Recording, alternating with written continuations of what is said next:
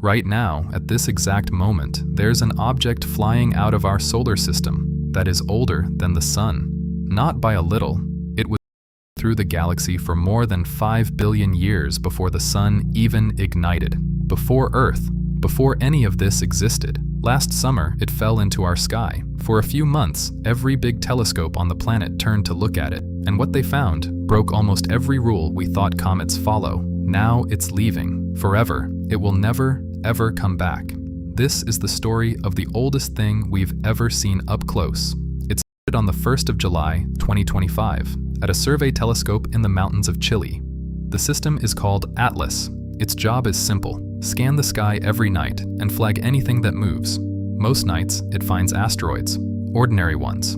That night, it flagged a faint dot near the constellation Sagittarius, and the dot was moving wrong. Every object bound to the Sun follows a closed path, an ellipse. The math gives you a number called eccentricity, and for anything that belongs here, that number stays below 1. Astronomers ran the numbers on the new dot. They got 6.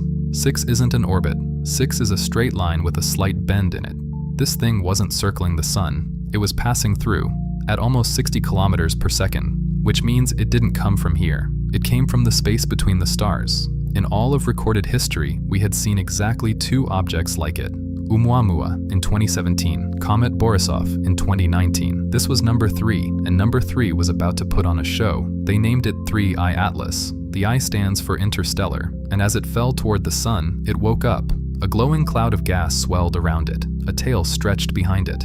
This wasn't a dead rock like Oumuamua, it was a comet, a ball of ancient ice, about a kilometer across, boiling in sunlight it had never felt before. The whole world watched it happen. Hubble, James Webb, the big observatories in Chile, even spacecraft orbiting Mars turned their cameras as it passed by. At its most active, the European Space Agency estimated it was venting enough water vapor to fill 70 Olympic swimming pools, every single day.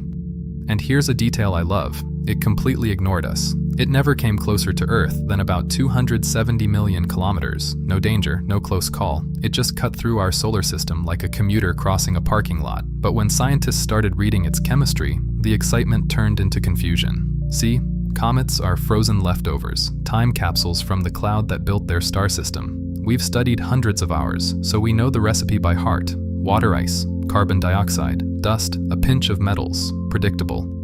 3I Atlas didn't follow the recipe. First, its cloud was choked with carbon dioxide, far more than water, one of the most carbon dioxide-rich comets ever measured. Then, it got stranger. Spectrometers picked up nickel vapor pouring off the nucleus, with almost no iron next to it. In every comet we know, those 2 metals show up together. Here, the nickel-to-iron ratio was beyond anything on record. And the methane. The ratio of methane to water was roughly 11 times higher than any object ever measured in our solar system. 1 anomaly is a quirk. 2 is a puzzle. But the list kept growing. And that's when things got weird on the internet. A Harvard astrophysicist, Avi Loeb, published a running list of what he called anomalies. 22 of them, the trajectory, suspiciously aligned with the planets. A jet pointing toward the Sun instead of away from it. The strange metals. He asked out loud whether we should test if this thing was technology. The headlines wrote themselves. Alien probe, mothership.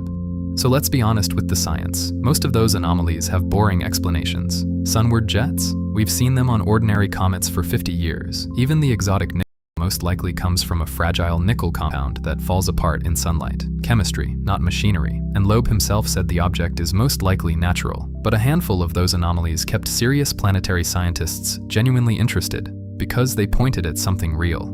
Not a spaceship, something older. In June 2026, a team at NASA Goddard published the answer in the journal Nature. They had pointed the James Webb Space Telescope at the comet and read its ice, molecule by molecule. They were measuring deuterium, heavy hydrogen. Think of it as a birth certificate. The ratio of heavy water to normal water gets locked in the moment a comet's ice first freezes, and it records the conditions of that time and place. It barely changes afterward. The result? 3I Atlas carries about 30 times more heavy water than the comets born around our Sun. No cloud in today's galaxy makes ice like that. To get those numbers, the team concluded this comet formed 10 to 12 billion years ago. Let that sink in. The universe itself is 13.8 billion years old. The Sun is 4.6. When this comet froze, there was no Sun, no Earth. The Milky Way was young and half-formed, blazing through the most furious era of star birth it would ever know. Astronomers literally call that era cosmic noon. Everything you have ever seen, everyone who has ever lived, every star in our sky, is younger than this snowball. And for one winter, it was here. In late October, it swept past Jupiter's orbit in March. Right now, it's fading, week by week, heading back into the dark between the stars. It will not return. The same math that exposed it, that eccentricity of 6, guarantees the sun can't hold it. Our solar system was a one-time stop. And here's the thought that stays with me. Many scientists think some of Earth's water was delivered by ancient comets, frozen messengers, just like this one, which means the oceans, and you, may carry ice from clouds that died before our star was born. So when we watched 3I Atlas, we weren't just watching a comet leave. We were watching the early universe hand us its chemistry and keep moving. The Vera Rubin Observatory is coming online now, and some astronomers expect it to catch dozens of interstellar visitors in the next decade. Maybe some will be older, maybe one will be stranger, but this one was first. For 10 billion years, it crossed the galaxy in silence. Nobody saw it, nothing touched it. Then, for a few months, it flew past a small blue planet, at the exact moment its inhabitants had learned to look, and now it's gone.